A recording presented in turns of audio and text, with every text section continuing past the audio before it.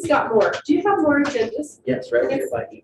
that are printed? If I'd known that, I would have taken my back. Steve. Aw, she's always dropping.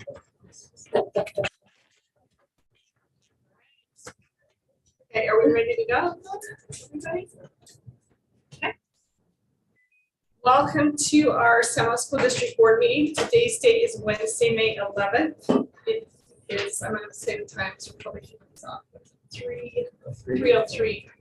So in attendance, we have Board Member Mary Shumway, Board Member Lisa Cody, Board Member Steve Black, Board Member Lori Mon.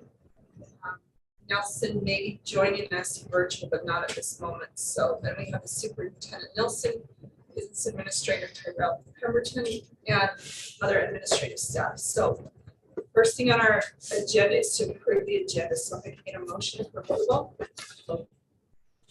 Okay. Okay, to add something. Okay, so motion Second. by Lucille, second by Second. Mary. Is there any changes to the agenda?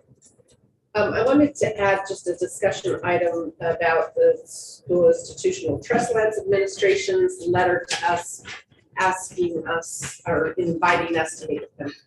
Okay, So- based on Can the we- vote, if it passes, will be item number 11. So all in favor? Wait, I have to clarify. Are we voting for that change to the agenda, to the addition? Yes, no, yes, let's change motion for the change and then we'll approve the agenda. Okay, but there's, okay. She has a motion. Steve, Yeah, I'm trying to be correct here. She has a motion and I seconded it, and then I made a comment You're doing an amendment to accept to the motion. So I did an amendment which doesn't need a second, is that correct?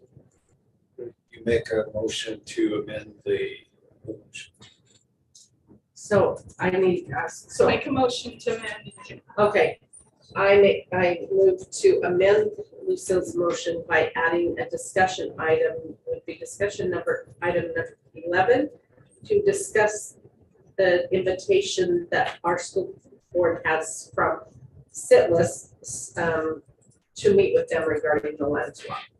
Okay, so we need to vote on, oh, sorry, second, I see. So we need to make, or we're gonna take a vote on the amended motion. All in favor? Aye. Any opposed?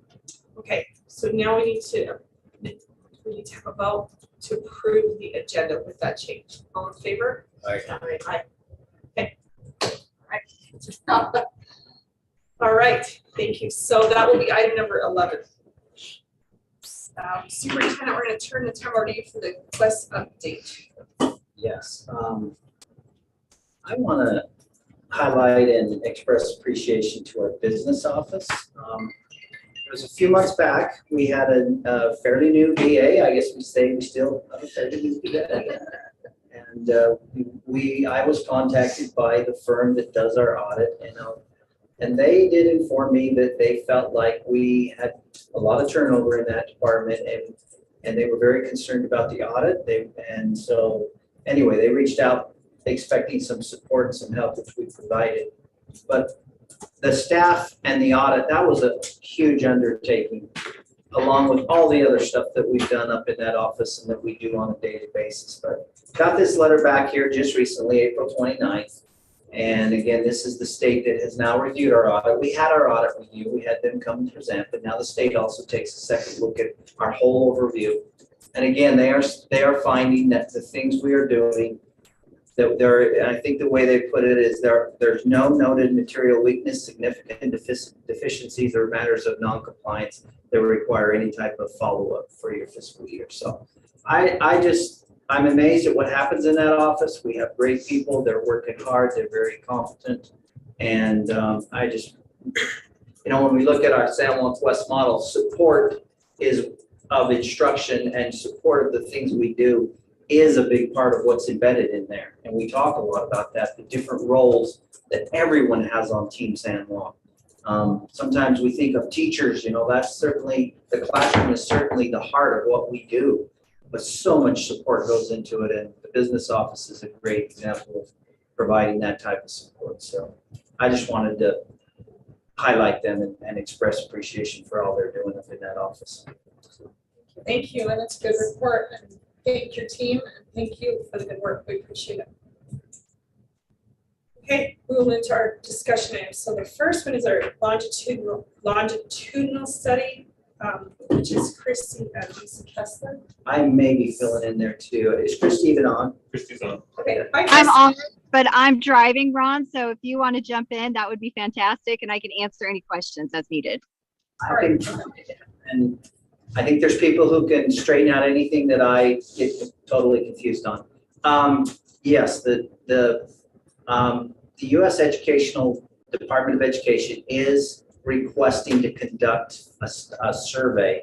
This would be a survey that, as I understand it, would be students would be involved, staff, and like one administrator or a counselor would be involved in taking this survey. Anytime we've involved students in surveys, we have brought that to the board to be aware. We also have a practice now that's in place that we've been following for a few years of making sure all the questions are, anytime there's a student survey, that parents have the ability to see all the questions, so that if there's an opt-in or opt-out form, they have the information that they need. The things I would add to this, and then I'll let, we do have someone ready to present. I believe it is, I think we're going to hear from a Mrs. Kessler here in a minute, but I will let you know that I'm always concerned about this, just the amount of surveys and the requests for surveys that we get in the San Juan School District. I think all districts get a lot, but I think our student makeup, our demographics, and those things even add to and enhance to the number of requests that we get. I know my staff and my teachers are often overwhelmed, and so we've done a lot to protect that environment, and we've been pretty selective. The only input I would put into the acceptance of this study is that I would like the principals to declare that they would like to be a part of it, and to declare to me, and then I would relay to the Department of Education representative who is going to participate. If we leave it up to be contacted by the schools, I know they feel some undue pressure. And by me contacting them, they are very free in what they would like to see happen in expressing that to me. So keep that in mind. If you were asking my recommendation, I would recommend the board that I don't see there's a problem with approving this unless you see other concerns. But I would recommend it get approved upon the principal being willing to work to set it up and to structure it in their day with their students. It would be certainly an opt-in by parents, but they still have to make the students available for an amount of time, and that would all be worked out. But I would contact the principals to see who really feels that they want to be a part of that process, and not have other outside agencies contact the principals. Does that make sense? So is, I think Ms. Kessler, are you going to be presenting we're speaking to. or speaking to us? Are you on? Yeah, hi, thank you very much. We appreciate you including us in the agenda today. That was a very good introduction, Superintendent, so thank you for having us. I'd be happy to present. I'd be happy to, if we want to go through, I wasn't sure if the board had an opportunity to review the slide deck. We can pull that up and I can talk through some of the highlights of the study, or I can simply field questions, whatever you feel is the best use of your time today. Okay, just a second, and I will ask. Would you rather ask questions? Or, are you familiar with the study? I've read the, Okay, so just ask question. How about we ask you questions, and then if there's anything that you feel we have left out in asking, that you can refer us to part of your slide presentation. Would that work? Because we have reviewed the slides. Sure. Okay. All right, so we'll go ahead. Did you have questions, Steve? Right. Okay. So Mary, did you have any questions? I don't know that I have any questions. I have an opinion that education is left to the states, and as much as we hear that kids are tested too much, there's too much testing. A survey is a test. Call it a survey, but it's you read questions that you're asked to answer, same as a test. And I tend to be not in favor of approving additional tests or surveys for our students to take. And we do understand that you are not alone in, in expressing these sentiments, and we are on the same side as you. We are all educators, and we're here because we're trying to give additional opportunities for our high school students that may not already exist. And the High School and Beyond Longitudinal Study, this study has been sponsored by the Department of Education since the 1970s. It only goes every 10 years. And this is one of the largest national data sets that Congress looks at when they're talking about funding the next 10 years for high schools. And one of the funding opportunities that this board is probably familiar with is the Perkins CTE Act. And so, they're really looking to see where schools are at. And this is the data set that they will refer to when funding that policy. So it is very, very important. And we do set really a positive tone with your students. When we come in, we talk to them and we let them know that they were chosen to represent students like you across the country and to do their best. But this is not a test. They can skip any question, throughout that they do not want to answer. And there are no grades that are given. The students' responses are aggregated. They will not ever be they will not be identified as having participated in the study. And we've done these studies, we've done the field test, and the students do really well. They feel that it's not like a testing environment. And so I hope that answers your question, alleviates a little bit of your concern. So I have a Thank couple you. questions for you. Yes, ma'am. On your site, so it's 9th grade students only, correct? That's correct. So there's 3 schools in your district that have been sampled, and our sampling team will take a random sample of approximately 40 9th graders at each of the school. It's a very small sample per school. And it's an hour and a half, 90 minutes. But and what I assume is it's administered in the fall. Is that correct? That's correct. So we've got a lot of flexibility built in, and we don't come in and ask the principals, we don't tell them what date that we're coming in.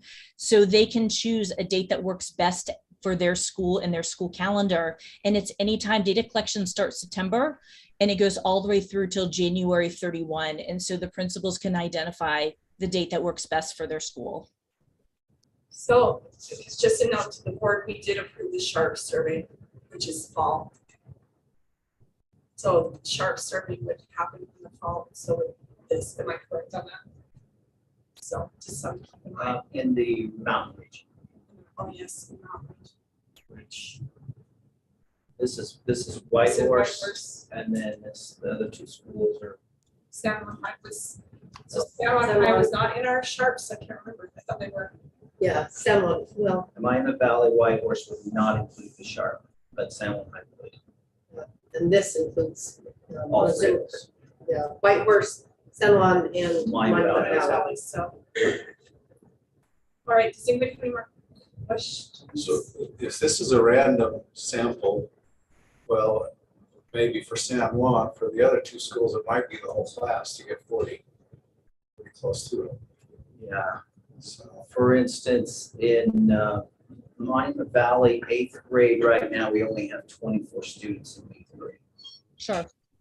So And so the eligibility as far as the study design, and we have very small schools in the sample. There's private schools and we've got BIE schools and all sorts of schools. If there's 1 9th grader, then they're eligible. So if there's not 40 students, we would still want them and invite them to participate. It may be a take-all situation.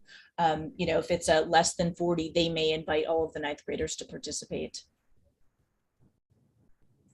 so Since it's intended to be a sample, is it intended to be given during school hours or on their own time? And that's a good question. And again, that's something that we can work with the principal. We would like to come in during school time. We get the best response rate. But if the principal would like to have it after school or before school, or even virtually, those are all accommodations, and those are all, flexibility that we can have for the principals. Just in reading, questions. How far in school did, and then there are 1, 2, 3, 4, 5, 6, 7, 8 lines of it. It just is so cumbersome. I can't imagine getting correct answers out of these. How far did your biological or birth mother, your biological or birth brother, your adopted mother or adopted father or stepmother, your stepfather, your aunt, and I honestly don't even know. So if somebody lives with two parents or two adults, who are they answering this question about? The adoptive or your biological or birth mother or the grandfather or it doesn't make any sense to me, because it's asking a question about one of them, but they may have multiple of these people living in their house, and 2 for sure maybe, but some of them I'm very familiar with, some that have more than this. And so the actual question, how far in school did 1, 2, 3, 4, 5, and then the last word is go, and in between there are 8 rows. 8. It doesn't make sense to me. It is. So the PDF packet that you're looking at with the student survey is there's like routing and programming that's involved with that. So depending on what they replied for potentially the question before, it makes more sense when they're looking at their Chromebooks answering. And Elizabeth, do you want to maybe jump in? My colleague Elizabeth Parrish is here. She may be a little bit more familiar with the student survey than I am and can help answer that. Okay, so they're not going to be reading through everything I just read. No, that's right. Correct. It's hard to convey.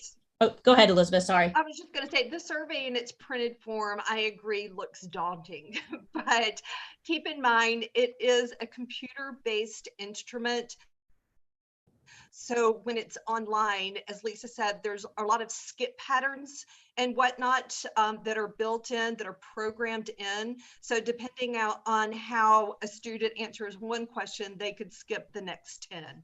And again, and if they, do encounter, they don't have to respond to every question. If they do encounter a question that they don't know the answer to, or they just choose not to answer it, then they can skip it and move on. Okay. Barely hear that one, but it's probably because this wasn't close to it. All right. So are we looking at the That's same, helpful. Thank you. same thing? So on my end, are you asking for personal information on these participants? Because I can see It's like about the families. cell phone number, address, state. Is that what you're asking also of them, names? Yes, that is correct. This is a longitudinal study. So the students who are selected in 9th grade, who will participate in 9th grade, we will follow up with those same students again in 12th grade. And so some of that information, contacting information is collected so that we will be able to locate them in their senior year. It's particularly helpful for anyone who transfers from the selected schools or even out of your district. But again, that information is voluntary, and they don't have to provide it if they decide not to. Okay. All right, any more questions on that with them? Okay, I don't see any more questions that we have for you, and this is an action item on our agenda later. So thank you very much for the information. Yes, thank you. Thank you for allowing us the opportunity. Thank you. Have a good day. All right, we'll go to number 2, code reentry. Okay, just quickly, in our last board meeting, I was letting you know that it's probably the best we'd seen since the start of the pandemic, and we're still looking what I would consider very good, but we did get from the county for the first time in about a month some data where they are starting now again to track COVID. They showed that we do have 18 active cases in the county, which we've been under 10 for quite a while. So we're still looking very good. Things are still very normal in our schools for the most part, following protocols, following procedures. But there's always that caution of what the future might hold.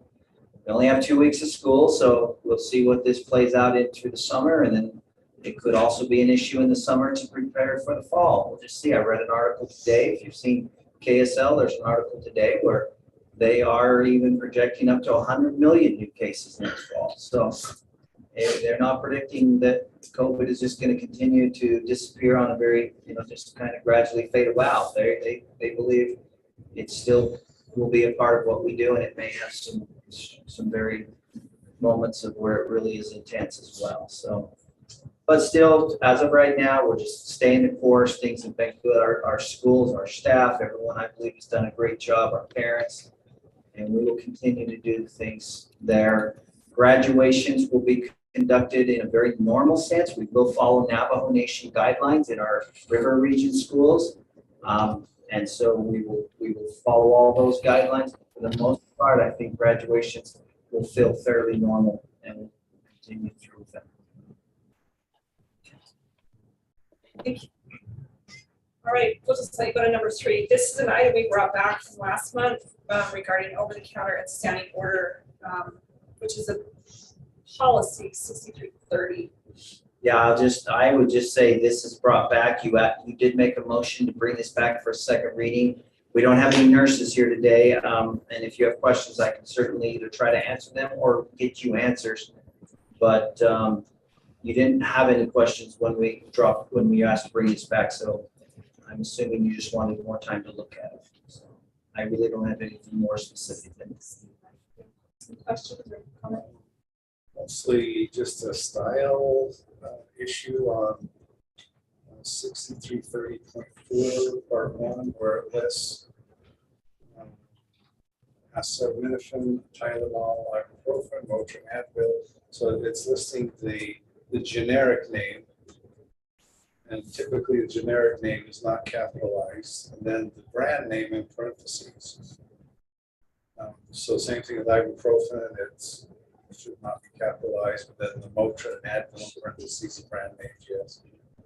Then we just do brand name straight out, Benadryl, Tums, Pepto. So possibly do the generic drug name rather than brand name, and then just continue with the parenthetical for the brand name after the generic drug. I'd like to use generic drug names as much as possible in policy. Catch that, man. As far as the generic name for brand name. So it's Sounds good. 6330.4, right? Yeah, that's where it's. Yeah, great. that's where it's There might be other places, but. But We'll look. generic, so Benadryl would be, You probably ought to see those changes. Everything has the Paul does. We'll work with Paul on that. We can bring it back if you'd like. anything else? All right. Okay, thank you. Mr. Kais, you're up for number 4, our employee negotiations for 2022-2023. Okay, so I have a signed negotiation agreement from the San Juan Education Association. We talked about this last board meeting about how we're going to try and expedite this process so that we could roll contracts and get contracts out before teachers are leaving. So what it comes down to, and Tyrell can jump in and answer any questions, but total compensation, which includes the salary increase in steps, salary level increase, which is steps, and continuing education advancements, which is lanes. Salary schedule base increase of 5%.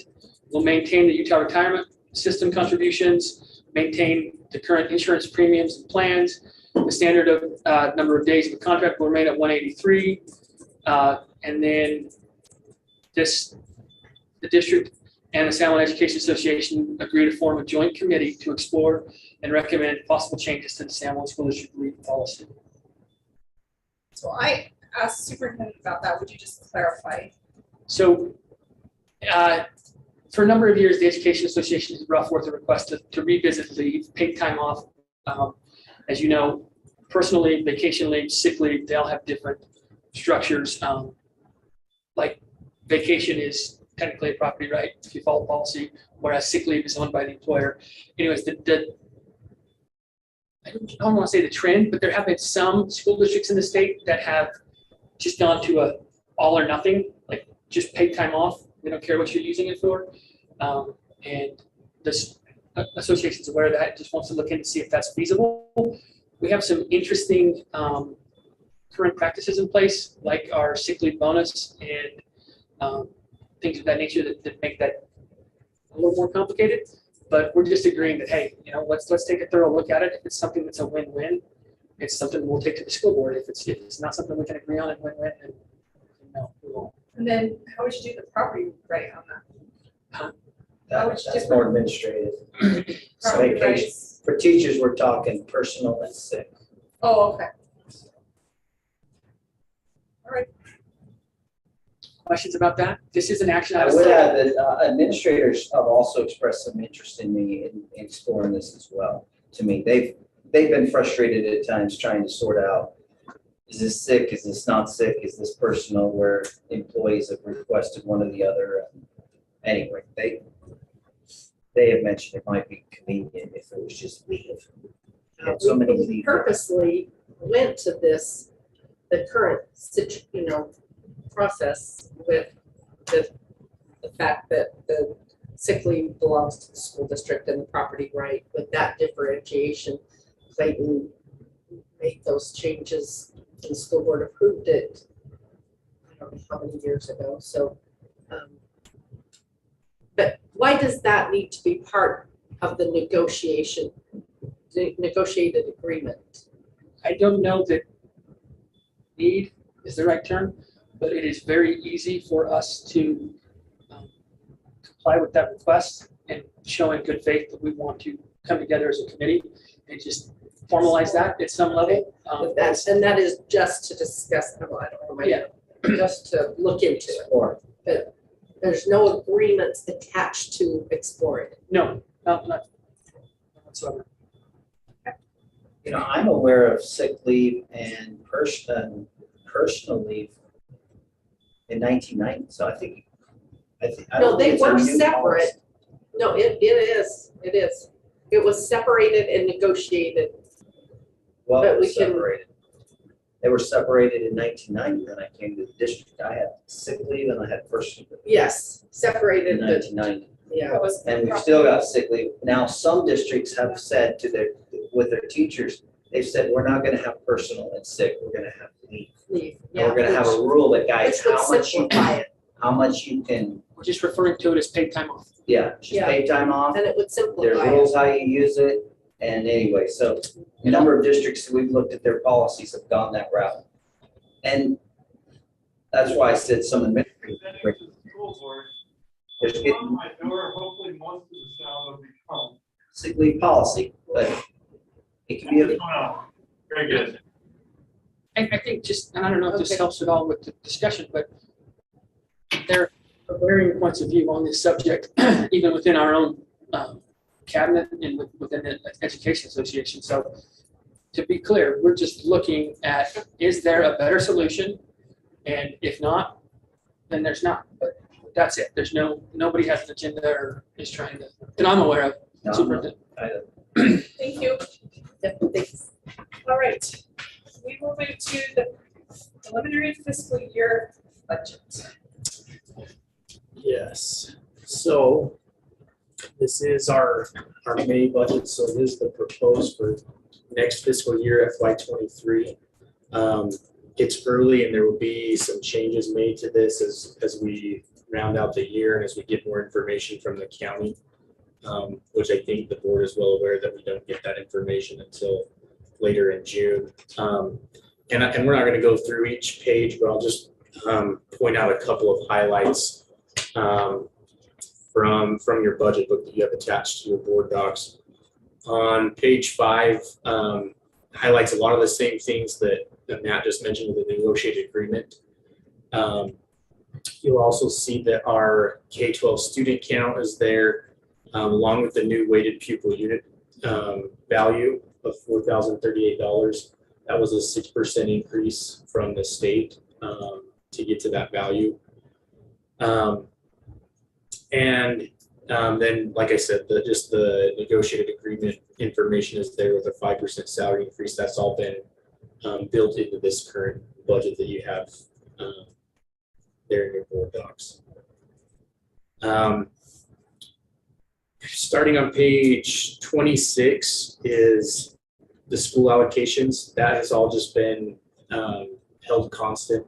We didn't change any of the allocations, where the formulas for that, and so those, sorry, not allocation, but the formulas have remained the same. So that remains consistent with what we've done in past years. Page 57 is where I want to take you real quick.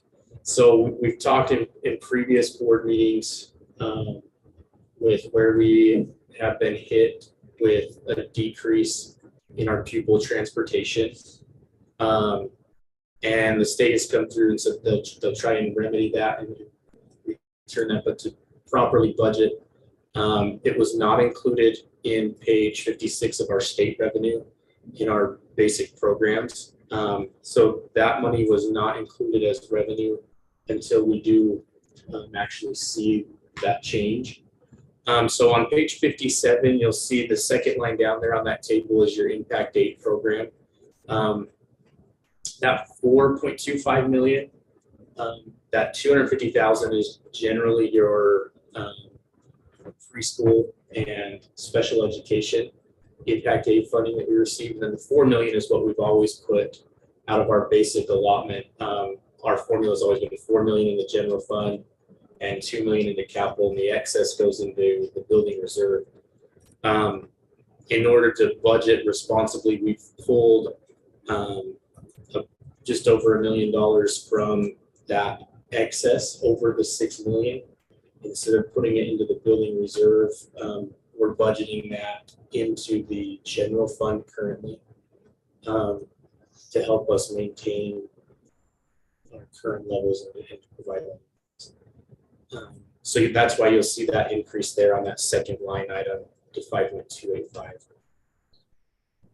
Now, should the state come through with the money that they are being very positive about and encouraging us with, change around? Right, yeah, so this is just a proposal. So if and when we do see that change in pupil transportation and that allocation is provided back to us, if it's not such a hit, then this would change also and go back to our previous formula.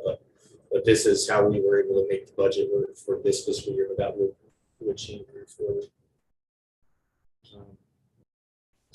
Any questions on that before I jump to the next just point I wanted to highlight? If not, page 65 is just the capital outlay fund. This breaks down your revenue. You'll notice that there was a significant revision. The $305,000 in the revised budget for this year is just your sale of your Bluff Elementary. So that Where's that at? that's in the revised budget column, the third column over under other revenue. You'll see $305,000 on page 65. Oh, front page.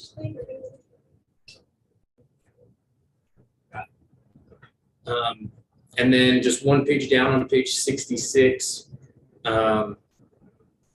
we have other board projects as the proposed budget of 1.2 million. That is to accomplish the ARL HVAC project that is needed to be done because of the boiler that superintendent I alluded to in the past. So that is being proposed in the budget to complete the HVAC. We do currently have RFPs in place right now because it is a time-sensitive project to get started in the summer so that we can have that updated and we're not running into not having heat in the winter. And so I just wanted to point that out and highlight that as being built into the budget as well, under capital. Other than that, again, this is the May budget. We don't have property tax information from the county, and there will be some adjustments and things that are updated come June. Our June board meeting, I believe, is set for June 22nd, which is the date we have to adopt a property tax rate. We'll approve the budget at that point in time. But in between then, from now until that June board meeting, if you have questions or concerns, if you want to visit about it, like I would encourage and ask that you do come and visit with me and or send questions, whatever it is. If you have any questions now, I can try to answer. Can I add something here that we're looking at capital? If things had all lined up perfectly with timelines and working with other groups, we'd have a capital plan that would, I think, also go right along with this proposed budget. But we are still seeking some information from specifically MHTN is the main one that we're still working with to get some guiding questions answered that will help us more, we believe will be more specific in building a capital plan. So we're kind of stalled there for just a little bit. They are going to look over at least one of our buildings and give us some information that we believe is critical to finalizing a recommendation to the board on a capital plan. So very possibly by June or at the latest in the summer, we would bring a capital plan. And I think there's a possibility the board at that point, once if the board takes recommendations or whatever you decide at that point, how you want to move forward with a capital plan, there's a possibility you're looking at maybe even revising the budget next year if you want to move forward on something. I don't think it would involve any proposed, any truth in taxation or anything like that, but you might want to get started on a project that we do have money for that isn't really built into this, but we feel like we would be just basically guessing if we were to try to build some of that in right now without some answers from some of those that I think know a lot more about buildings and bones, whether it's you're throwing money away or whether you're making a quality investment than Tyrell and I have experience in. So we're seeking those. It's taken a little longer than we expected, but we'll bring that back to you. But just a heads up that there could be a possibility of revising this in a way that gets things started in some capital needs as well next year. But just take it step by step. It's probably the best that we can do. Just keeping you current though. I have a question. So we have that water issue with the football field.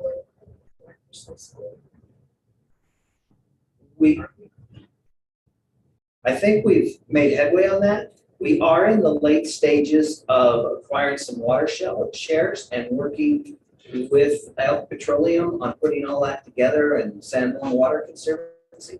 However, even in the process of that, we've also been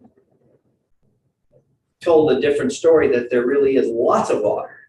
And so anyway, we're trying to finalize that, but we think we will have plenty of water to water that field one way or the other.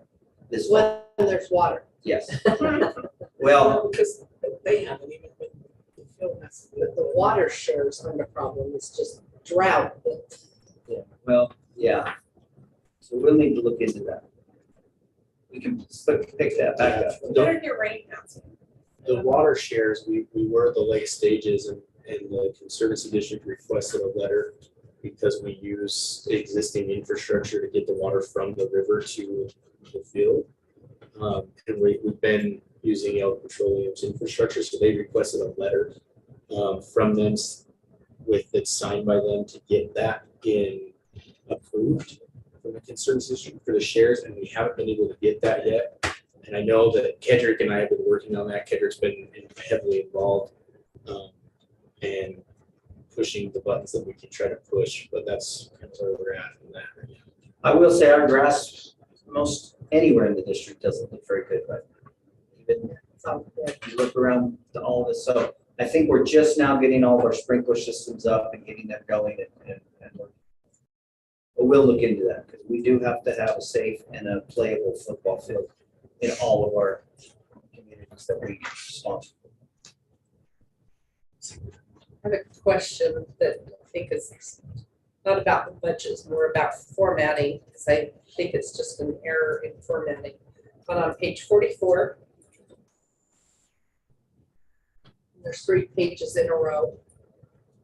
Yep. Do you, not a formatting error? So that's not been updated. That's from like I think a year or 2 years ago budget book. So that is one thing that once I get the property tax information, I'm working with the state to get those valuations back. I will update those for the final budget book in June. So yeah, are you referring to like the red box? Mm-hmm.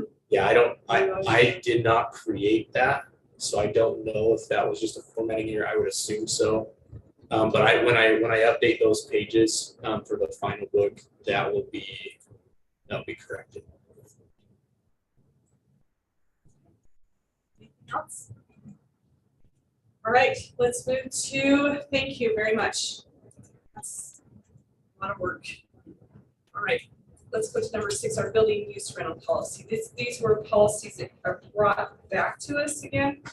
And the superintendent has some suggestions on that. So This is a follow-up from our last board meeting. We talked about this policy, and we talked about how, we did adopt this policy fairly quickly. If you remember the history of it, we had some pressure to get some things adopted with some feeder program activities around. And we talked about this is a really good starting place. If we need to, we can always kind of revise it and improve it, monitor and adjust it as we go forward.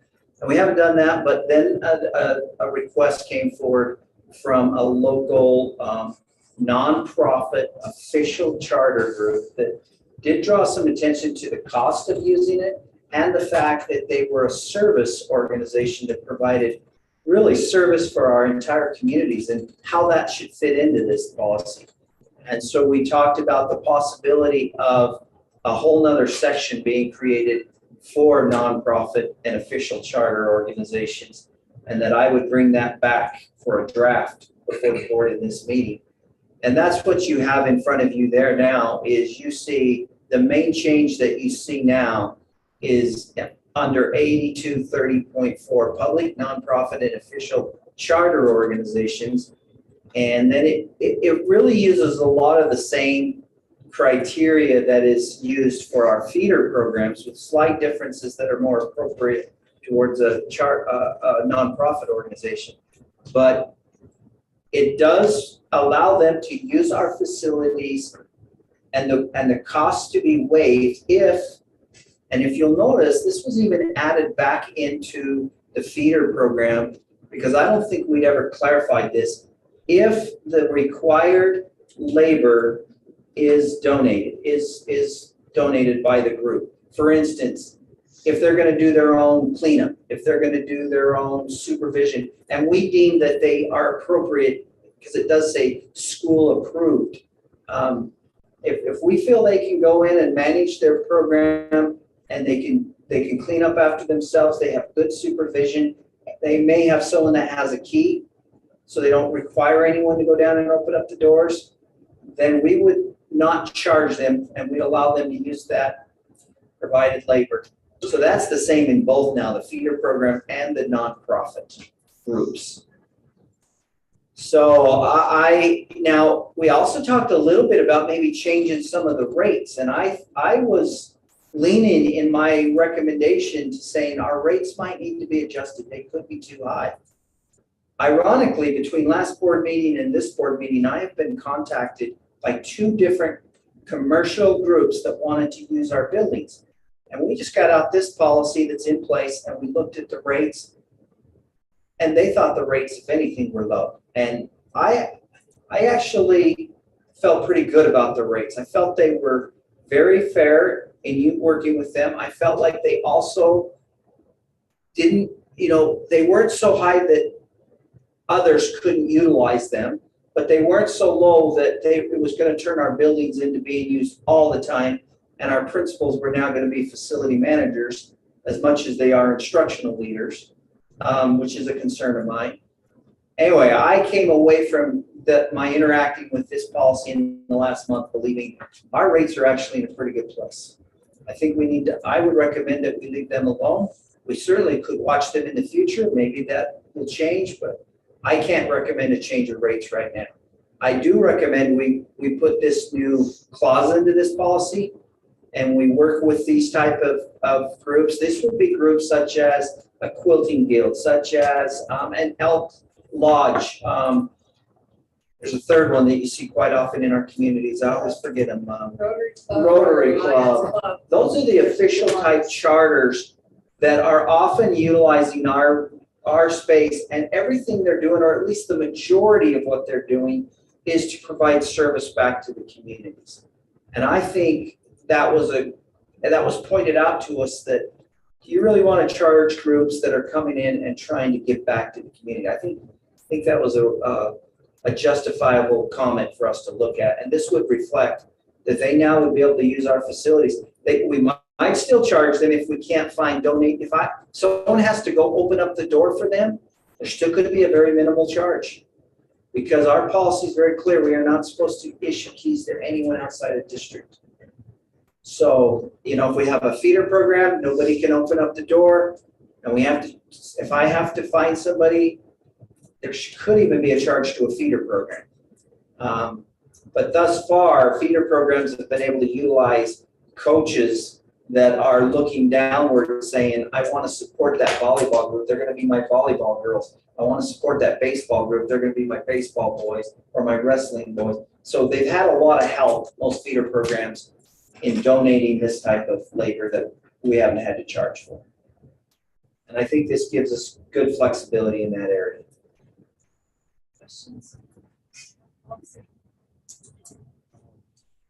So going back to your evaluating the rate, whether it's too low, and I think we mentioned last board meeting about maybe incorporating some other rates, like if they're just doing a small, like over in this other building, versus if they're doing the auditorium at the gym or something like that. We got looking at that, and what we felt like was this is really a classroom. So we thought, that's where we put it. It's a classroom, because it is used sometimes for a classroom or a PD room. And we started looking at. I wasn't as current as I remembered, but I found out the football field is on there. There are some things involving lights and anything that involves that. So I didn't see anything. Anyway, we could look at on adding more, but I felt like most things were being included in there if we were looking at things in a more broad sense. For instance, this building, we could put it in there, but I think it would just go under the classroom rate of $30 an hour if someone was to rent it. That's what you rent a classroom for. Then another complication in the case that is prompting this, I don't think it's a formal nonprofit organization. I think it's more of a people get together on a periodic basis and do quilts. Some of those go to nonprofit purposes, but some of them will be sold on Etsy. So it's not a cut and dry nonprofit versus We talked about that. That came to us. Yeah, it is a nonprofit organization. But there is some private benefit going on. There are some people who belong to the nonprofit who have some little small businesses. We looked at that, Tyrell and I, and we really felt like this, that the word that we should use when we determine this, because it has to be determined by district administration, we would ask, is the majority of what you're doing in this room service oriented to the communities? And if they say yes, we felt like trying to sort it apart that, well, we're not sure if so-and-so's actually doing her own quilt or if she's going to come quilt. I mean, there's just so many little variables, but if they can give us assurance that the majority of what they are accomplishing is providing service to our communities, we'd feel confident. And that's why it would have to be approved by school district administration. And we realize that's not absolutely black and white, but nothing is. Even when you start sorting it out, it's pretty hard to some things would be, some things would be easy. Yes, we are raising money to provide this service for this thing, but sometimes they may go, well, we're not sure what every single person that comes is working on. We don't know if they're, anyway, we just want to have assurance that the majority, that's our recommendation, is to put it through that criteria. A question where we had something similar, or we had, I'm gonna describe a situation where we had something like this happen at Salmon High School, where there was an outside caterer invited to come and sell food at one of the sporting events. And then they were told last minute they were not allowed to come into the school and sell the food. And they had been invited by an administrator, by, let's say, a leader, one of the, I can't even think, a coach or somebody at Seminole High School. And then kind of last minute, people found out that was not according to policy. So I just have a question. If they were going to be there an hour and they paid the $30 fee,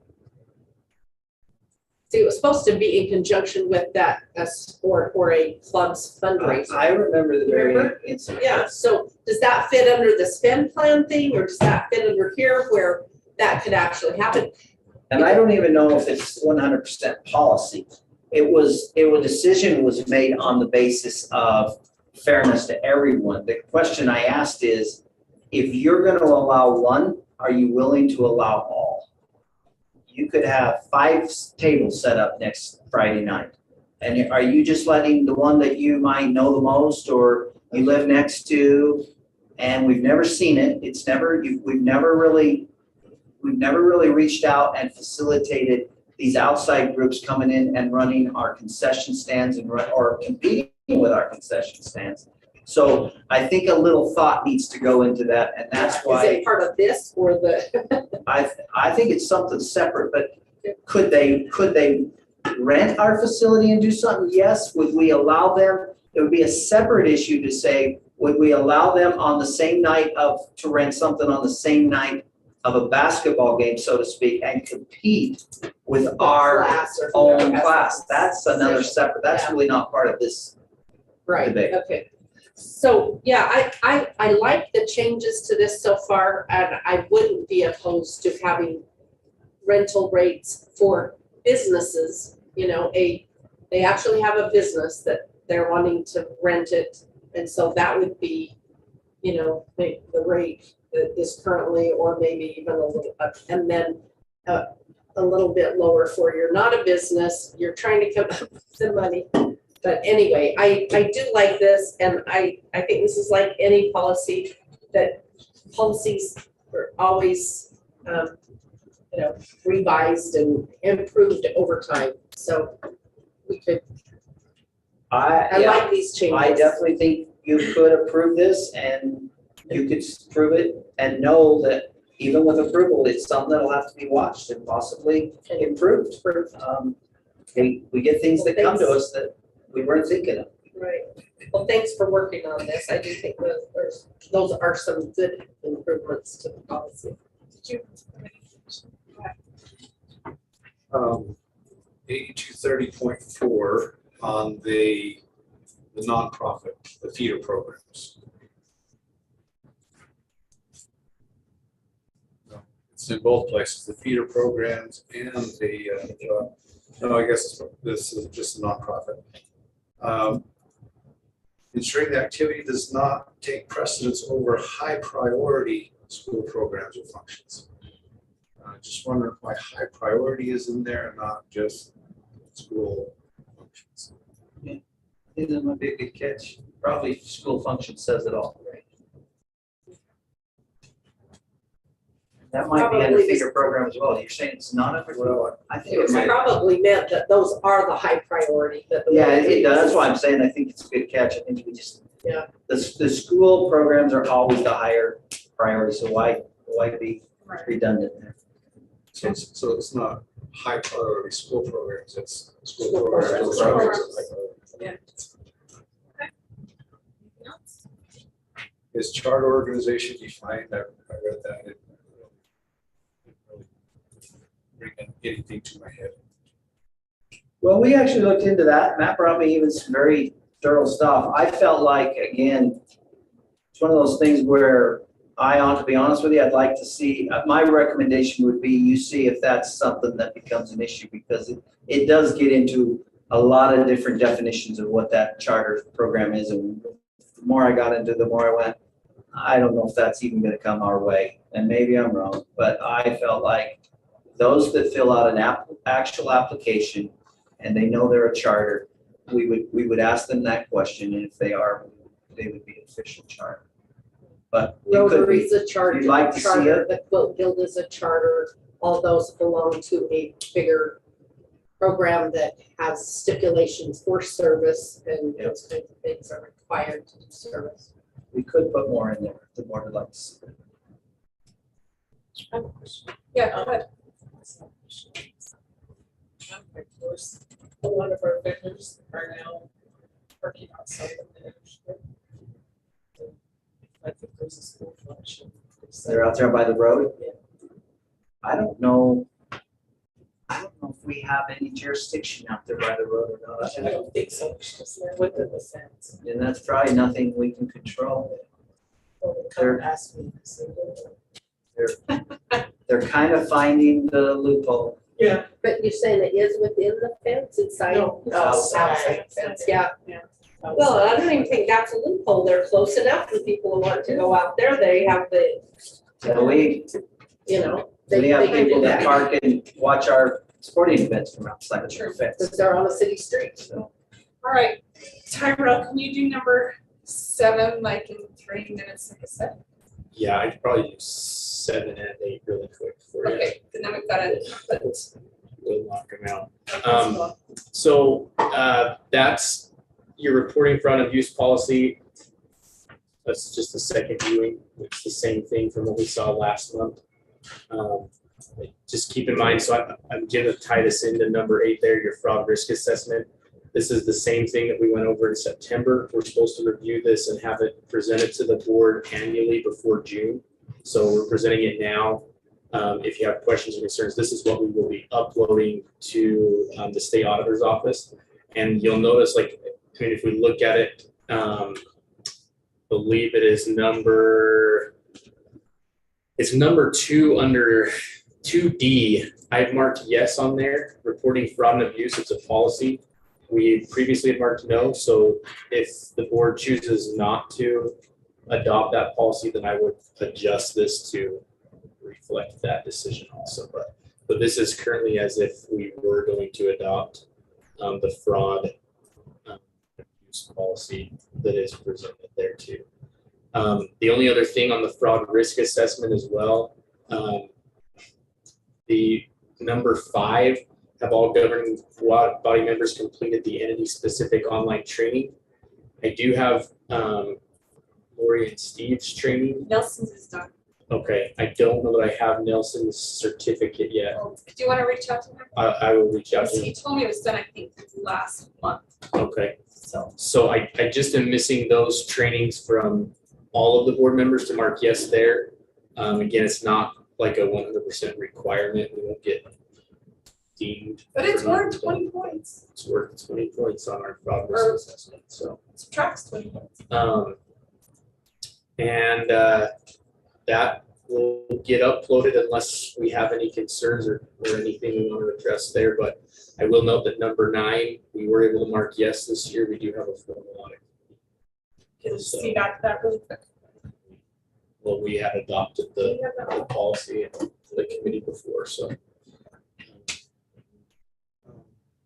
So to follow up, we do have a full audit committee, and we met for the first time today. And we're we have plans, we're gonna do great things. That's about all I can report this time. Good job. That's it. Okay. That's all I had on those 2 items. Okay. And do both of you still have the link for that audit training? What? Yeah, I'm trying to think. If you, I Did you will just you send send that? the link again? Yes. Send that? Yep, I'll Okay. shoot an email out with that. Perfect. Okay.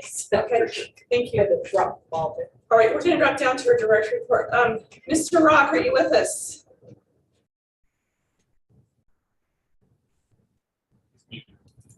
Okay, I had to find the unmute button. Let me turn on my camera here. And yes, hello, Yate. And yeah, thank you for letting me share some things about our school with you guys. Let me get my mask off here. So let me open up my slideshow.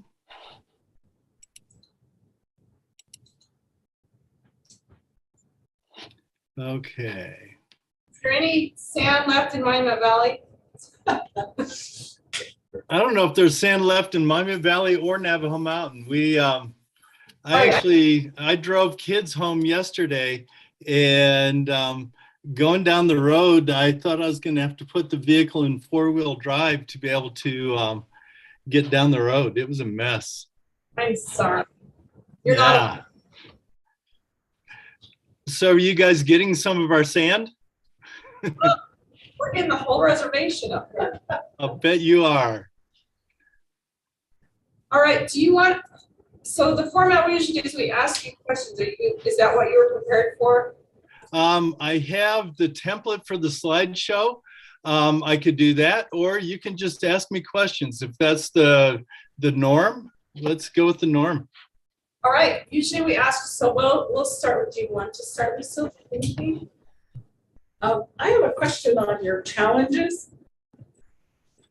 What are your I see down at the bottom where it says implementing social emotional learning curriculum that will support community trauma from the pandemic. Touch base on some of those challenges you have there. Okay, I don't know if you're aware of the situation of Navajo Mountain during the pandemic, but we were hit very early and very hard. I'm sure you're probably aware of the revival in Chilchimbito, where it really took off. The preacher that did the revival there came to Navajo Mountain a week later and did a revival here. So we actually lost at least a half dozen community members right in that very first couple of weeks of the pandemic. So a lot of our kids, and everybody here, it's a very small community, so everybody's related to everybody. So a lot of the kids in the school lost family members, friends of family, and things like that. So we did have a lot of social emotional challenges. At the time, we really did not have anything in the way of viable curriculum for social emotional. And somewhere, I think in our celebrations, it talks about the fact that we have implemented the Sown to Grow curriculum just since January. And that actually, our counselor and I together are using that curriculum to touch base with the kids and really see where they're at and things like that. So the challenge has been just addressing the needs of our students and even knowing the needs. But using Sown to Grow, we really have started to turn that around. The Sown to Grow curriculum, if you're not aware of it, it is a weekly check-in where the students log into the software called Sown to Grow, and we have a question presented to them. What are your challenges? How are you doing in school? What's your favorite class, et cetera, et cetera. And they respond, and then the counselor and I can both see their responses. And if there's a pressing need, either our counselor or myself will touch base with the students and just see what we can do to help them. Okay. All right, thank you. Your seat. Other questions?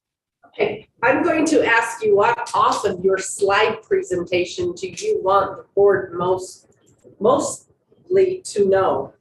What do you want us to know? That's my question.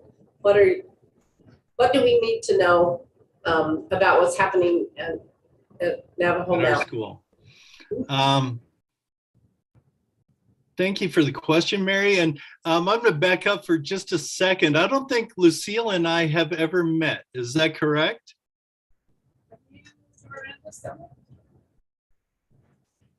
I can't hear you. She's speechless. Okay, so we're not sure. But anyway, Mary, one of the things in the overall school attendance, the percentage rate is 78.7 for the year. But in my notes down at the bottom, I don't know if you guys can see the notes, but we actually started out this school year really, really strong. We had 88% attendance in September, 90% in October, 87 in November and December, even 82 in January. And then there was this little bug called Omicron. We dropped to 59% attendance in February, and then 62 in March, and now we're back to 77. And quite honestly, I think at the beginning of this school year, our kids were actually excited to be back in school. Our teachers were, I was. It was a great beginning to the school year. Once Omicron hit, it kind of really deflated. It took a lot of wind out of our sails. But in spite of that, we're starting to bring attendance back up. Also in our benchmark data, you can see that our math benchmarks have actually grown. Actually remarkably from our baseline back in the 17-18 school year, where we had our students at averaging about 43% correct on their benchmark tests, and we're up to 61% correct this school year. It's not really a really good representation though, because we've only had 2 benchmarks this year in math. In English, we've had a lot more benchmarks, but we are growing in English as well. So I feel like our work with the Utah Education Policy Center has really been beneficial over the last couple of years in spite of the pandemic. Classroom instruction has improved. We've really been working hard on more engagement in the classroom. I'm seeing that as I do classroom observations, et cetera. Those are the kinds of things that I'd like people to be aware of. In addition to the engagement, we're also working with the UEPC on formative assessments, and all of our teachers have really jumped right in. Our English teacher uses sticky notes. Sometimes he uses things like, I just went blank. It's an online testing platform and things like that. Our math teacher is using Derivata, which is the same. It's an online testing platform, et cetera. So I really feel like we're making a lot of progress out of turnaround with the assistance of the Utah Education Policy Center. So classroom instruction's improving. Our teachers are making better use of formative assessments, et cetera. Does that answer your question? Thank you. You're welcome. Gary, why don't you expound a little bit on flex time you mentioned? Flex time. The superintendent may or may not know, but for probably 20 years, I have been an advocate for moving to a block schedule. In one of my very first years at Monmouth Valley High School, I was teaching English, and we taught for 1 or maybe 2 years on a block schedule, and I loved it. And one of the advantages I saw as we started debating moving to a block schedule this year was the fact that we could build in more and better flex time. So every day, I'm sorry, every day at the end of the day, we have a flex period for about 45 minutes, which, or 40 minutes, which actually on our old schedule would basically be a full class period. So our teachers, at the beginning of every week, I go through and all of the students whose names do not appear on the low achievement report, we put them in extension, and those students have extension activities. We can have them go to the gym and do kind of an open gym kind of activity under the supervision of one of our paraprofessionals, or we have a person working with us this year, or he actually started in January under the ACE grant, who has done a lot of things like model rocket building. He's just getting started with some drones and things like that. And the extension students are able to do those kinds of things. And the other students who are on the low achievement report, the teachers, we rotate which teacher chooses the flex students each week. So our math teacher will choose first one week, English the next, science, etc. And they pick a handful of students, usually about 6 or 7 students, that they would like to work with on Tuesday, Wednesday, and Thursday during that 40-minute block, and just help them to either extend their learning or catch up their learning if they're behind in the classes. And it has been a real boon to our school. I really have been excited to see the way the flex is being used. I am seeing some growth in the students. I think we have a long ways to go to really have the implementation perfected, but it's a real advantage for our schools. Now I'm speaking plural for schools, but for our school, it is a great advantage. Did that answer your question? Thanks. Okay. So thank you very much. We appreciate the information you've shared with us, and we hope that you'll stay safe in your community and in your school with everything that's happening, and we wish you the best. Thank you. Thank you all, and I appreciate your time. Thank you. You bet. Bye. Thank you, Jerry. Uh-huh. We'll move to number 9, superintendent. All right. Yeah, this is on the agenda as it's a discussion, and it's got an action item if needed. But House Bill 238, new legislation, does declare that the state of Utah will recognize Juneteenth Day in June, and in that bill, it kind of gives a description as to which day will be identified as that day as a state holiday. So districts, the state of Utah has already made a determination that they are honoring that as a paid leave day. And districts across the state of Utah, I've asked a few superintendents, and they said all their boards were putting it on the agendas to discuss it at their level to decide if they would recognize and honor that holiday as well. So this is on here for a discussion item. See Matt stepping out right now, but anyway, this would add a paid holiday to the list. I believe we have 18 paid holidays right now. And this would add a 19th if it were selected, if the board chose to go that way. And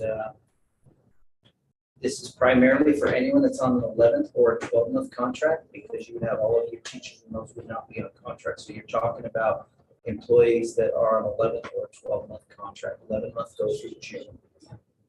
So I just want to bring that to the board, and see how you want to look at that. If you'd like to move forward with a decision on it. Comments, discussion?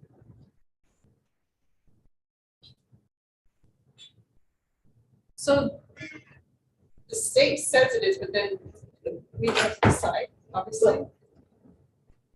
I think what you said is the state and their employees, they have That's whether we want they to. have decided Yes. to, and there's school districts and there's private employers and there's, you know, Right. all over the place. Making a decision whether it's a paid holiday or not. It appears to me that should be somewhat in a negotiated kind of a situation where, you know, the school district nor taxpayers give up a day, and I mean, those are the reasons for negotiation, and I don't know if I guess there would be a rush to make a decision because you would be expecting or wanting the paid holiday. Well, yeah, there's not another board meeting between now and when the state will recognize the state. And, but you know, there's other holidays that sometimes we don't recognize. Like, we haven't always done Martin Luther King Day. We haven't always done Veterans Day. So the But board we do regularly now. now, but we haven't We always. did used to. Yes. Yeah. So that's why this is a brand new one. So if the board would like to wrestle with it all, I would add this for whatever it's worth. You know, I talk a lot about salaries. I talk a lot about teacher salaries. Administrator salaries are not in any better comparison across the state. If it were a matter of dollars and just trying to find ways to compensate them, I can tell you that their comparison across the state, we've got work to do there too. But the board has been proactive in that way and been doing the things you can do. But anyway, be aware that our principals don't look any better. So just if that comes up to mind of, you know, well, this would just be another way for them to get paid without working. Salary wise, they probably say, well, it feels a little better. We're so far behind. But anyway, I don't know. Yeah, do the vacation days and paid holidays. I guess that's something we should look at sometime too. You know, if those kinds of things do help compensate and do make the job a little more attractive, if it doesn't compare. Live in the poorest county in the state, it's hard to compete sometimes with other school districts that live in wealthier places. So if it's something that helps to compensate instead of paid time off is something that I kind Something of we hate might to could like, do. it comes up and then we got to decide for this year, but I guess we wouldn't have to. Do you have any decide. comments? Just to provide a little clarification, and I apologize, I have to take that from start this conversation. But currently, right now, your 12-month administrators are not paid holidays, so they just have days off. That changed back in negotiations back in 2010, 2011, to when we cut a couple of days, and maybe it was 2009, so that we could manipulate the daily rate of pay. So in your situation like this, what you actually be doing is increasing an administrator's daily rate of pay without increasing the expense to the district, if you affirm that. Does that make sense? So it would be an additional expense that would increase their daily rate of pay, which makes it more competitive compensation.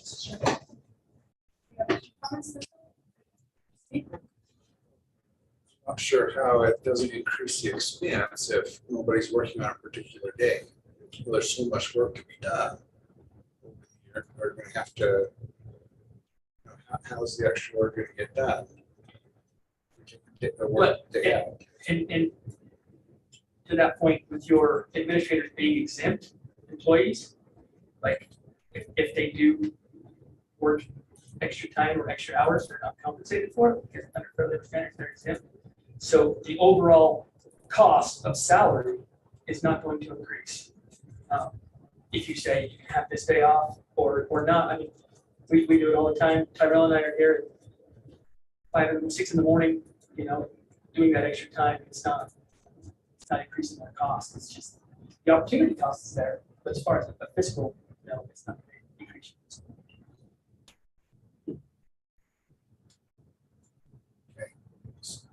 assuming the same amount of work can get done without that day of work. Assuming absolutely.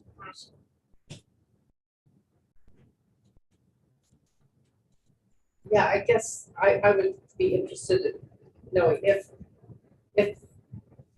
we don't need every day of work anyway, I mean, there has been, do we want to take some, should we and can we, and is there ever, can we reduce anybody from a 12-month to an 11-month, 11-month to a 10-month?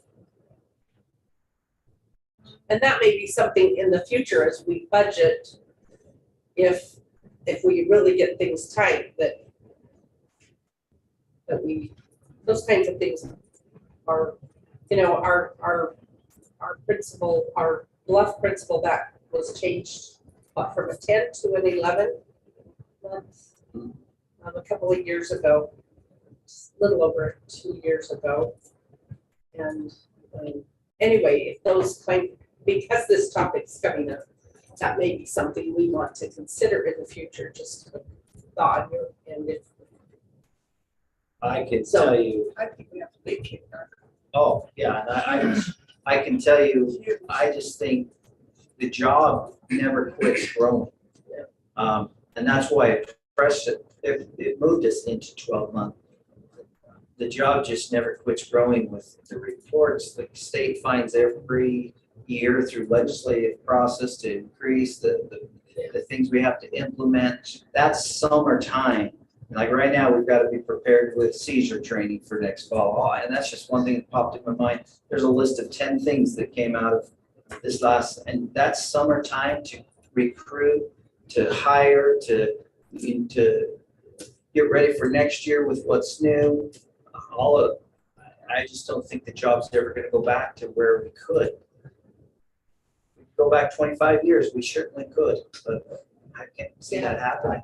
yeah, that's a good point. Things, I know they change over time and more Pushing is more required. into what they want to see happen in Yeah. education, and the person that we hold accountable is me on down through administration, and summer is a huge time where you can say you have some time, because they do not during the school year. And so I just can't see it ever going back. But to Steve's point, there's so much work to do. I guess I would, how can we get all the work done The only and take an thing, extra day off? the only thing you're doing is saying a little more flexibility to how they have to do their work. There may be many that come to the building that day. They may say, I have to work, I just want to do it today. But there's many that come on Saturdays, there's many that work in the evening, they figure out that, but they have to do the job. And that's kind of what Matt says with being exempt. Your job has got to be done. So you would just be saying, you do have a day off, but you have to get your job done. That's for administrators, or for exempt, and what about the non-exempt? Let's speak to that, Matt. So your 12-month career classified, when you're getting an additional day of vacation. So that's mostly your district office support staff, grounds, and transportation. Be some there. It would be, your classified 12-month employees are not benefit eligible because it's not mandated by the entire time anymore.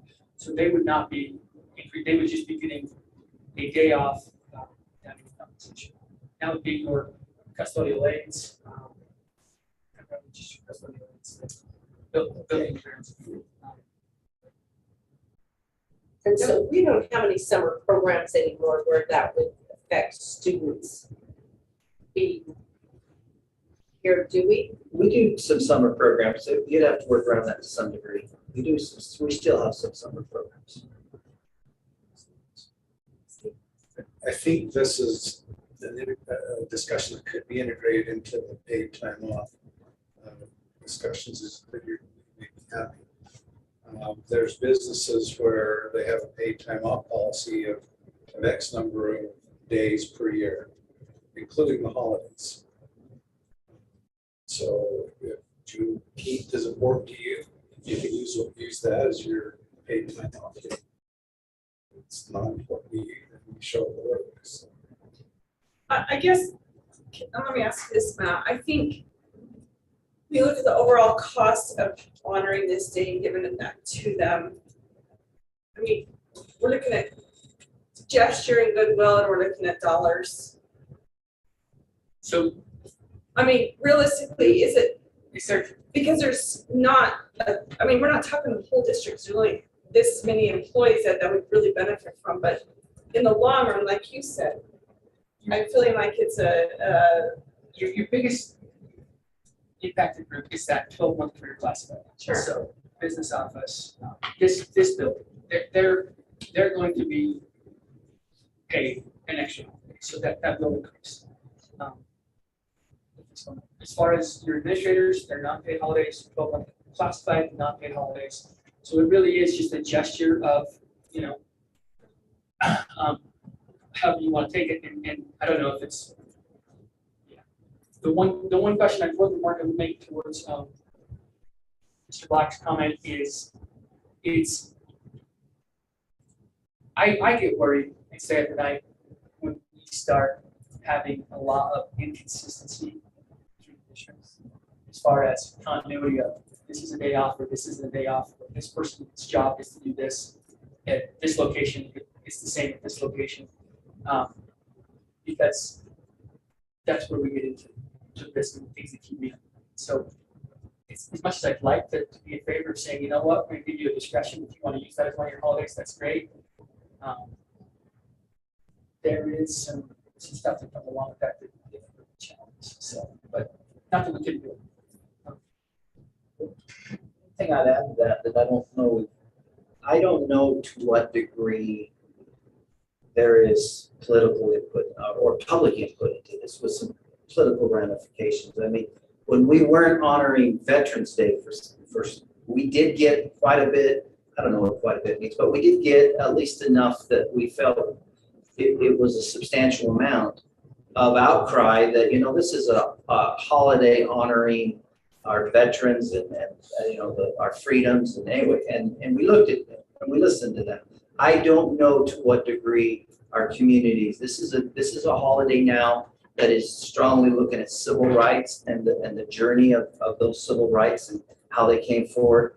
You know, we definitely have a group in our county that anyway, I think we would have a substantial amount of our public that would be concerned about that civil rights journey and how it applies to those in the county and all of us as citizens of this county and of this country.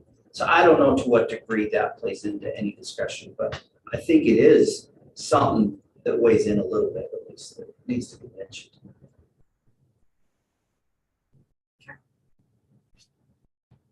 all right, we're going to move to number 10. This is our employee request to make an exception to policy 4162.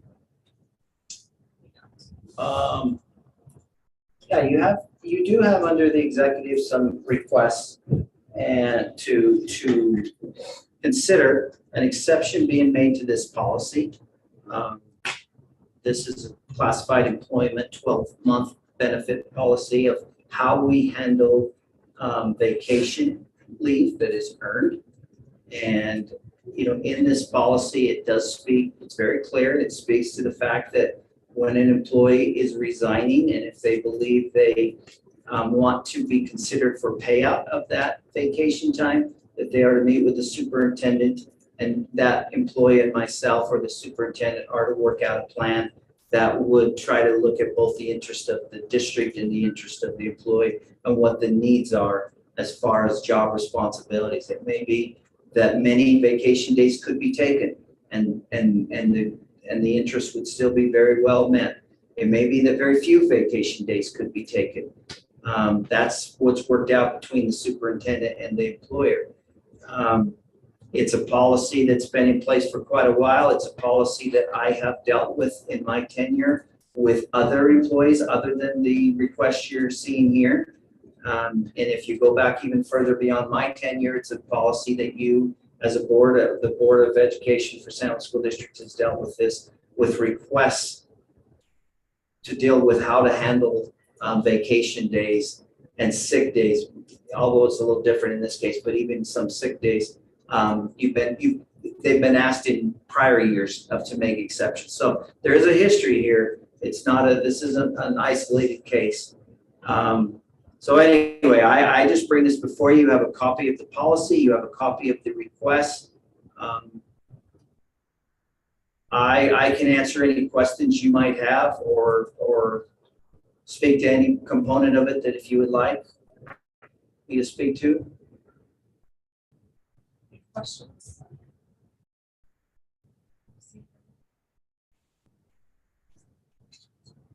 Say when we have a contract with any employee, as far as I know, we meet our end to the end of that contract, or in the case where we don't, we pay them. Or, well, we meet our responsibility. And I don't know that we've ever asked an employee to, like, how about we just not, would you make an exception and we won't pay you as much as we agreed in the policy or in the contract, or, not meet our end of the deal. And so I do find it interesting when people want us to make an exception to a contract that was agreed to by both parties. And occasionally we have been asked to make an exception throughout the years. And I want to say there could be really good reason to make an exception that we don't meet, because if I understand right, we're meeting our responsibilities according to contract. Is that right? According to policy. Matt's gonna talk to that. According to policy. Yeah, just to clarify, Okay. this request is not an employee who is on they get a work notification. After they reach career status, they have property rights. So it's similar to, they have a continued expectation of employment from year to year. There's not actually a contract that's signed. That being said, we are meeting our requirements per policy. The reason that policy is written that way is because we want to and work hard to foster an environment where, if somebody's leaving, and we've done this, Superintendent and I have done this with multiple people in critical areas, they come and they say, hey, I'm doing this because it's what's best for my family or whatever. And we work together to create that plan so that it doesn't damage the district. When we don't have that opportunity and somebody just says, hey, I'm out of here in 2 weeks, and they leave you high and dry, that's what the policy is there for. Whether or not you should make an exception is your prerogative. Just giving you some background. So real quickly, Right. the timeline was a 2-week notice. They did not contract with this, like your officer Laris to, I'm just trying to figure out kind of exactly what happened with this. So they gave it, the employees gave a 2-week notice and that was it without looking at this or contacting your office. Is that correct? That's correct. Okay. We are required by law, which we are meeting, to have a policy manual, to have it in a public place, which is on our website. And we are meeting that. There is often a feeling that, well, no one told me. You hear that quite often, or no one explained this to me. And I would caution the board from ever thinking that we're going to take on the responsibility of trying to be ahead of every employee with what their questions are, their concerns, and take that responsibility on of being there. They have a responsibility, we all do, to look, and if it's online and it's posted, which is our responsibility, then they have a responsibility to do that, and if they have questions, to reach out. And so we have met our responsibility. As I understand it, vacation pay is property right only as outlined by policy. That's what was explained to me. So, they have to look at the policy to see how they qualify for that vacation and pay to be, a personal property right. And in this case, that didn't happen. Nobody's reached out. Okay. Number 11 is just a quick discussion regarding the School and Institutional Trust Lands Administration. They actually requested, they sent a letter to the board members and actually requested that we have the opportunity to meet with them regarding the trading of these lands. So there's lands in the monument, which originally they had said they were going to trade out, but trade to other counties. And now the map has kind of changed. Mary and I were at that, the county commission meeting, and that map has kind of changes. So I think it would give some benefits if we choose to meet with them and really work with them closely, because those trades directly affect what comes into our district. Anything else on that? No, just that I was pleased to hear that they said this map is not finalized and it's changed from what it was a couple of months prior. And that they're willing to meet with us when the letter said that, and then at the county commission meeting too, they said they're, getting input. So I would like to find time. I don't think it's probably a productive meeting to meet with, we would have to hold a board meeting. Right. If there are 3 or more people meeting. So I know- We could do that as well, based on what the board wants to do. I mean, you're heavily involved with research, so would you be willing to attend the meeting, and does anyone else want to attend the meeting? So I know Mary would be more than I would be willing. happy to attend the meeting. Does anyone else want to attend the meeting, or if not, I'm happy to attend. That's interesting, but I'd say you didn't meet unless you. All right. I don't see a board meeting necessary for that. Sure. Okay. So if you, and Tyrell's there, so if we could arrange sometime in June. Sure. Well, and both of you. That works. Reach out to Michelle. Okay. All right. Okay, so we are through our agenda. We do have some closed session items that we could address. So I'm gonna put it out that if you would like to motion to go to closed session. We do have things regarding personnel. Nothing on litigation, Matt? Or at all? Okay. Not at this point. All right. So can I get a motion to go into closed session for the discussion of personnel? Motion to go to closed session. State like. Okay. Second, All right. Roll call. Mary Shumway, yes. Still could, yes. Steve Black, yes. Lori Mon, yes. Okay, we're gonna go into closed session. So. Or wait. Okay, that's all good.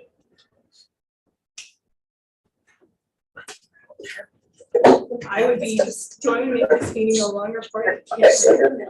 All right. Roll call. Mary Shumway, yes. Still could, yes. Steve Black, yes. Lori Mon, yes.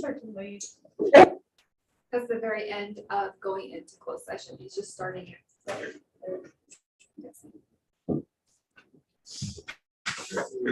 Do we have Heather on also? Heather Anderson from Navajo Mountain. Scary rock. Yes, that's, she probably would. I don't believe Heather is on yet.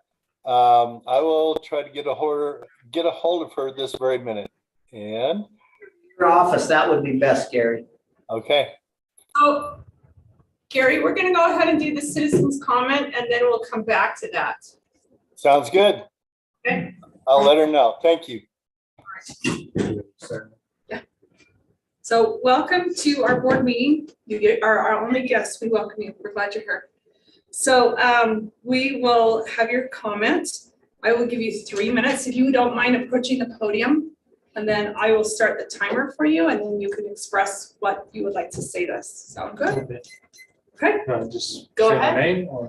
Yes. Oh, Tisdale Oshley. I guess been here all my life, and the reason why I'm here today is I don't really speak, not a speaking to person, but I just try my best. But the reason why I'm here is for safety issue for Bonnie Elementary School, and came to my attention that I guess some of my questions had errors and see how we could fix that. I don't know if you guys heard about it, but my daughter and two other first graders, my daughter's in kindergarten, but two other first graders ditched school and no one didn't know where they're at. And the reason why I came up and to the school and approaching you guys to see how we could prevent this from happening again or worse. Because I'm not just here, well, I'm here for my daughter's safety and for the whole school. And not just for the elementary, I mean, for the middle school and high school as well. But as I was talking to this principal and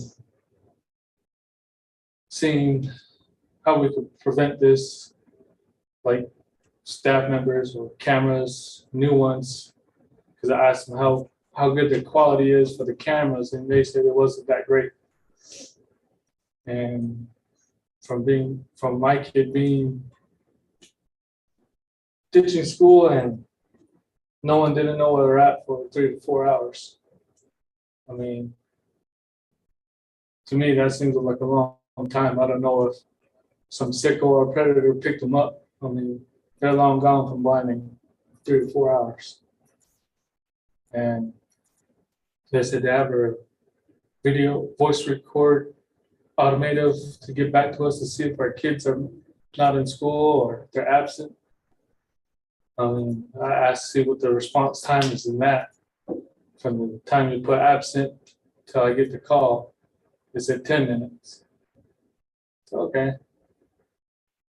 So I don't know how well that's going to work or how well that's going to change or improve. Because within 10 minutes, 10 minutes you're gone past the mill. Some predator took the kids. That's just my concern to help prevent this. It's just because they're just precious little kids. Sad that happened to my daughter or to any other kids. And I know from talking to other relatives and family saying it's something hasn't changed since the last time their kids was ditching and this issue came up, safety issue. And I know the principal said they put more locks on gates the next day, but one entry in and one way in, one way out. I can see some progress and some issues that are slowly improving on their end, but I just wanted to inform you guys as well. And I guess that was my time. That was. Thank you for addressing us. And what we'll do is you mark down that you would like the superintendent's office to contact you. And I know that they're aware of your situation and some measures have been taken. So someone will be reaching out to you. I was just see, do you have a phone number you'd like to leave with us? Yeah. Okay. So if you put this on that paper and then yes, someone will get back with you. Thank you very much. Thank you. You know, what's your name? Superintendent Ron Nielsen. Yes. So anything else, Eva? Who's your grandpa? Oh, famous. Famous. Okay, so we have no other public comment. You're welcome to stay if you would like, or you're welcome to leave. And then, Gary, is Heather with you? Yes, Hi. I'm here. Hi. We're glad you joined us. So we usually have you come to the front of the room, so they'll stand over there where your picture is. How's that? And Lucille is going to read the comments. Thank you. Thank you.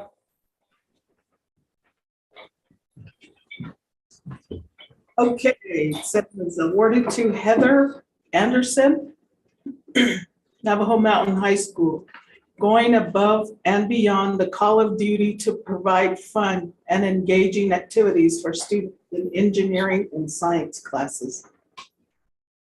That was done. Excellent. Principal Rock. And this was Right. done by Principal Rock. Wow, thank you. I so appreciate that. Appreciate all of your efforts in Navajo Mountain. Thank you so much. You're welcome. I Tremendous. appreciate you. We'll get this to you. This is coming your way. Sweet. Appreciate our teachers. Thank you. Thank you. Have a good evening. You too.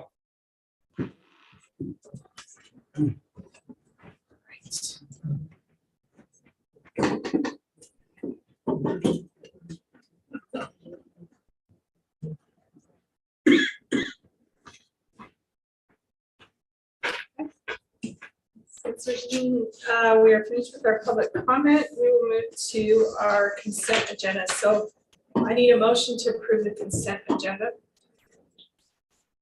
I move to approve the consent agenda. Second. Okay. Any discussion? All in favor? Aye. Any opposed? No, I heard everyone. All right, we'll go to action items. Number one, the COVID reentry. We don't have anything regarding that. Number two, the San Juan School District and San Juan Education Association negotiated agreement, which we discussed earlier with those terms. So if I can get a motion to approve that. I move to approve the negotiated agreement with San Juan School District and SJEA. Okay, second. Okay, any discussion? All in favor? Aye. Aye. Okay, number three, this is the one that has come back to us, the over-the-counter and standing order. If I can get a motion to approve that. There was some talk of changing some of the formatting in it, so if you'd like, we'll bring that back. All right, hearing there's no motion, we'll bring that back. We do not have anything for number 4. So number 5, building use policy 8220 and 8230. If I can get a motion to approve those with the changes. I move to approve building use policy 8220 and 8230. Motion by Mary, is there a second? Second by Lucille. Any discussion? All in favor? Aye. Do you have a vote? Oh, I didn't know if I missed it or what. Okay. All right. How many said yes? I did. Okay. Any opposed? Okay. Okay. One opposed. All right. Sorry. I didn't hear you. So does it pass? Yes. Okay. I just want to see it again. Oh. Did I give you enough time to discuss that? No, it's Yeah, we could have, Okay.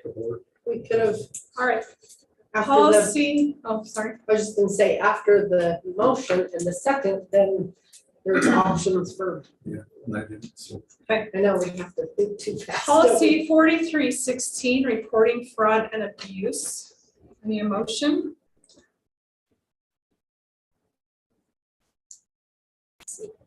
I move to approve policy 4316, reporting fraud and abuse.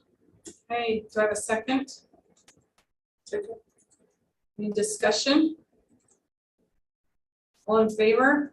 Aye. Any opposed? Sorry, I missed the second.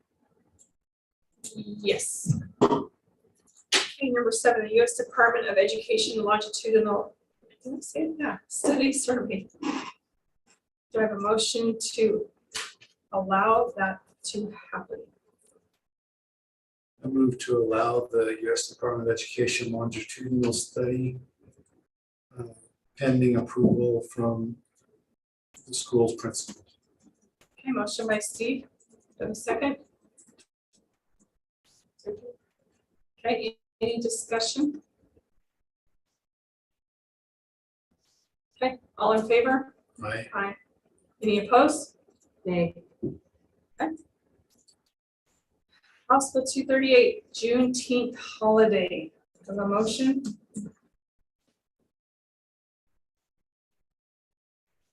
Okay, Lack of a motion, can I ask for, I would like to see if we could be provided, this isn't something that we can't approve, but I would like to, it just came quickly. I would like to see the holidays and the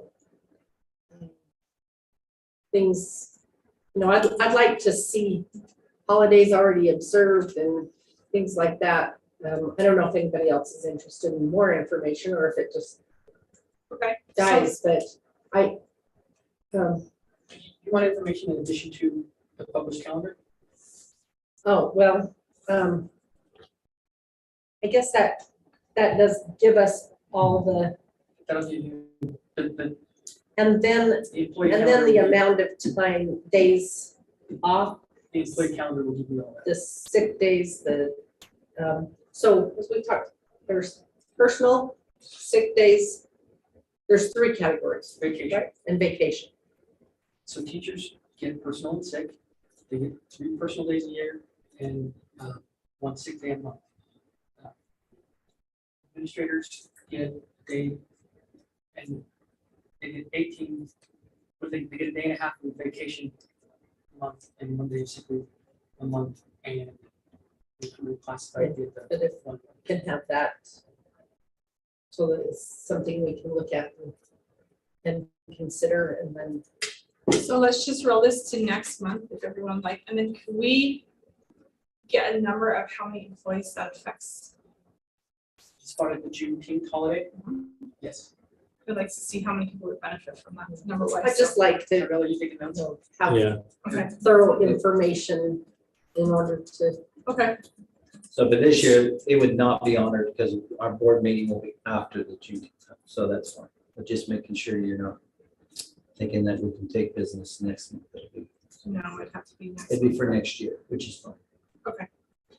And then, Can I ask one clarifying? sure, So you just want the breakdown of what the leave, what all of the leave is across the district, as well as the holidays Yeah. and non-work days? and yeah, things just more information for us to consider, and so that we can see what working days and We should be able to take that calendar and add the like approval. that? Yeah. We can do that. Be pretty close. perfect. All right, and then number 9 is the exception to,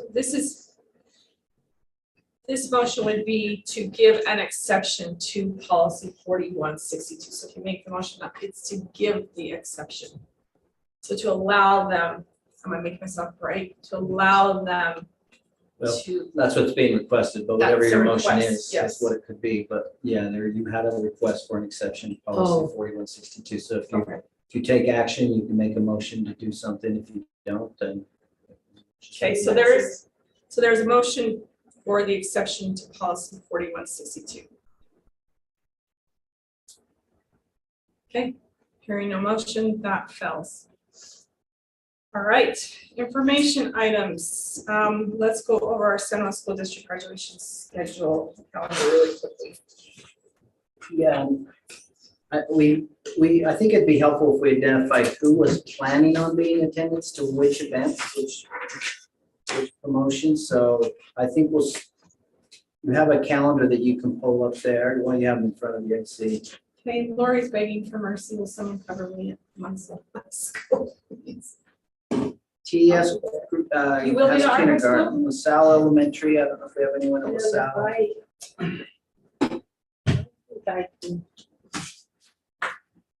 Are we doing, we're Never- talking never done everything this. on here? I think I'm just gonna ask and see, Bluff at 1 PM. If you know, if you don't know, then that's fine. But I just thought I'd ask Okay. all of them. I think if we know the high school ones for certain, that's where they print the programs and try Yeah, to that's- introduce you and things like that. Like essential to know. But I'd kind of like to know on theirs as well. White Horse High School, 8th grade, on 24th. Was you gonna try to be there? I'll be there. Lucille will be there, okay. If you are gonna be there, just, let me know. Monticello High School, the 25th. I will go to that one too.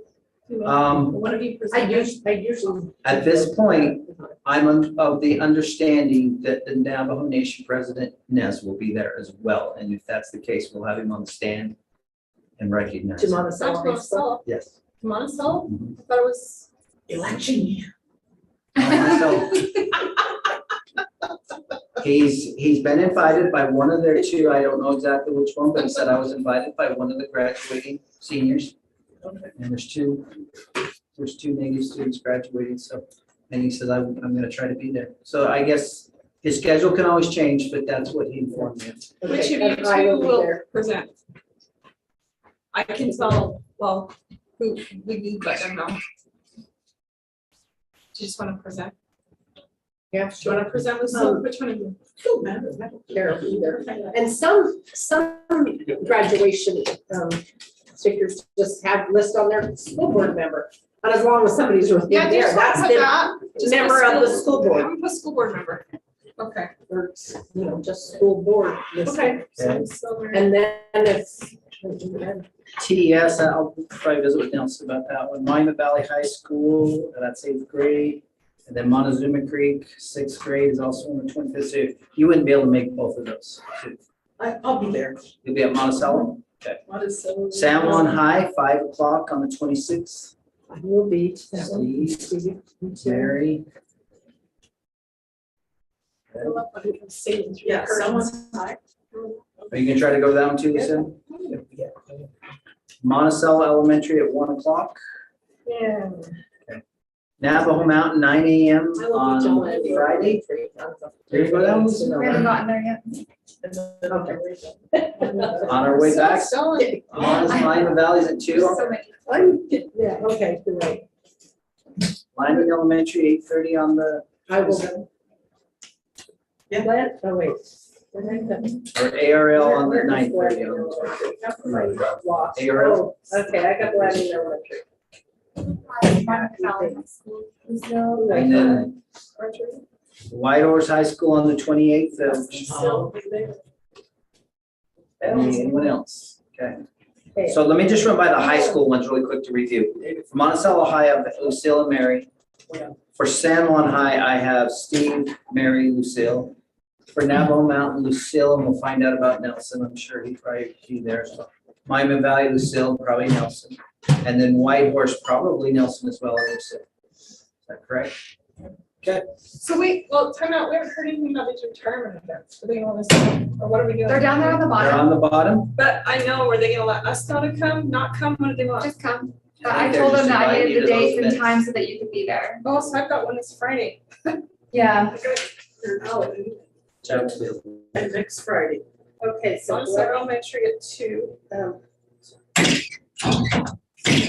20th at 1. okay, May 20th. Okay. Who's going to Blanding Elementary retirement? You ready, guys? All right. I'm gonna have to see if that's gonna work for me to go to Gladys. There's only one retiree from Valley Elementary. Linda's. And then our last item is our next board meeting is June 22nd. So it'll be quite a few weeks before we meet again. And it will be here. And then we will decide about July, if we need to have a meeting in July or not. In June is when we'll formally have a budget hearing and approve a budget. It's where we will also look at our data, participation data, which is required by our federal impact aid application and our Native American policy and procedures. We'll also look at any official questions that we have received. Our Native American policies and procedures says that we will answer those formally. So we'll look at those as well. I don't think, we still haven't received very many, but we have a few questions.